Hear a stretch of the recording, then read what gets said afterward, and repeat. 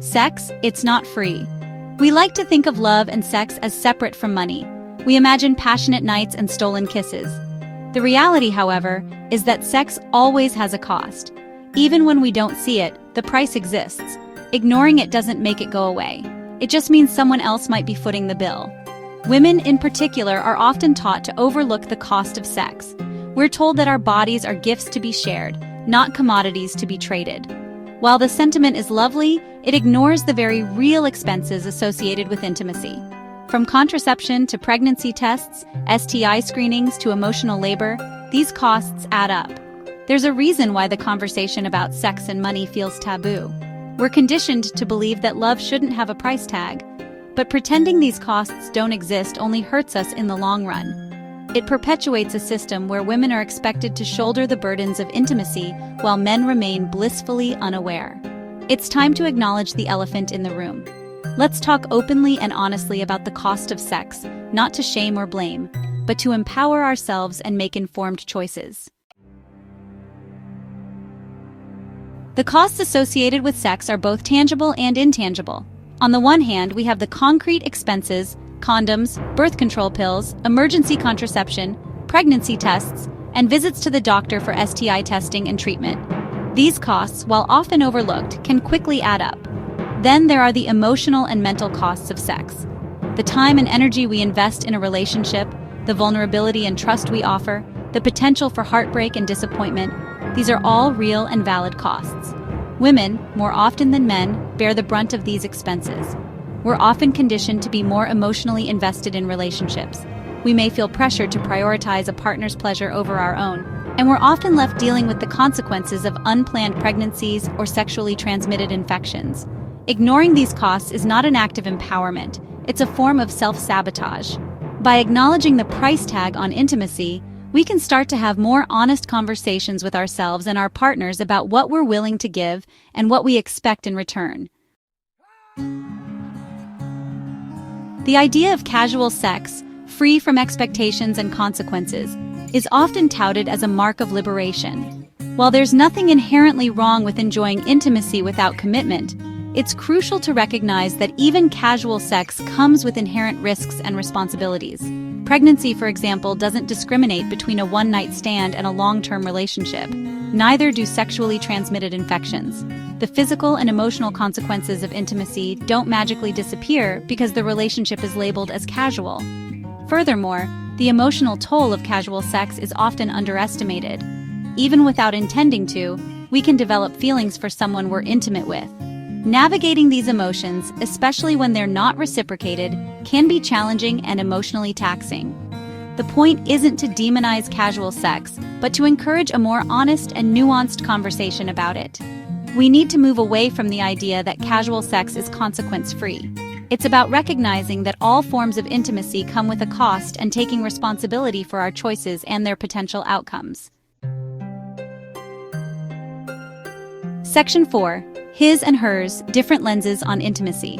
Men and women often view sex through different lenses, shaped by societal expectations and biological realities. Men, generally speaking, are often encouraged to view sex as a conquest, a physical act with minimal emotional investment. Women, on the other hand, are often taught to view sex as a surrender, a deeply emotional act intertwined with love and commitment. These differing perspectives can lead to misunderstandings and mismatched expectations.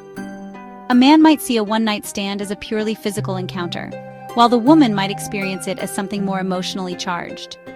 This disconnect can leave women feeling used and undervalued, while men might feel confused or even accused.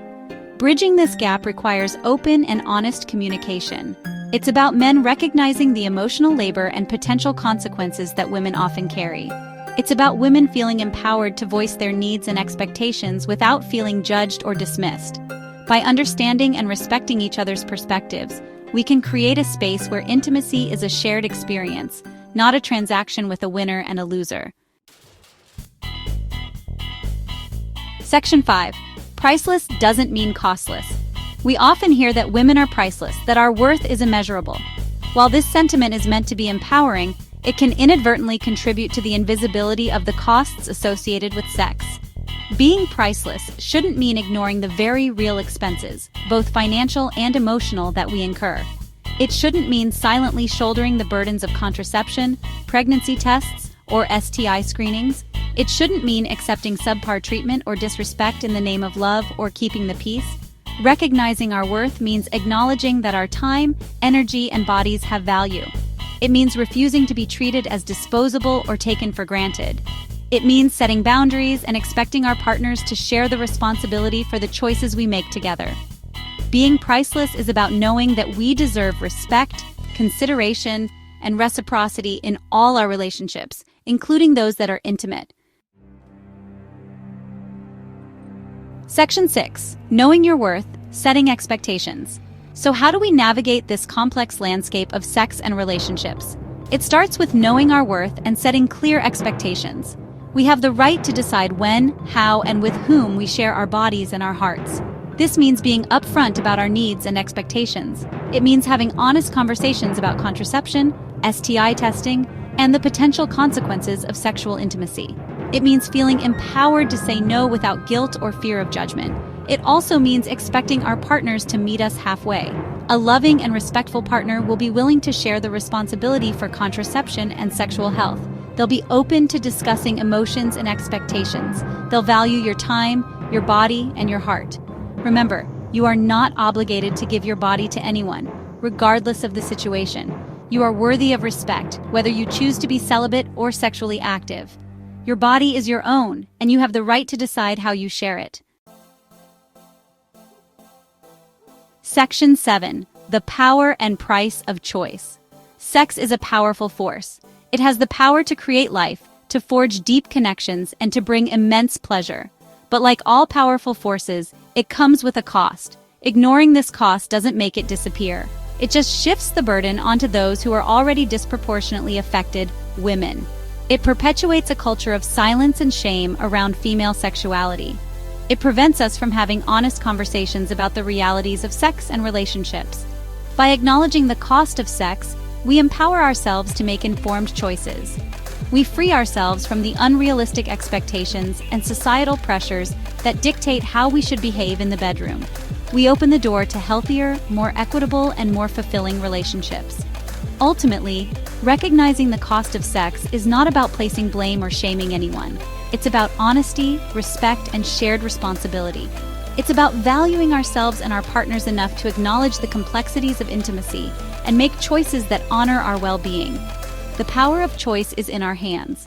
Let's use it wisely.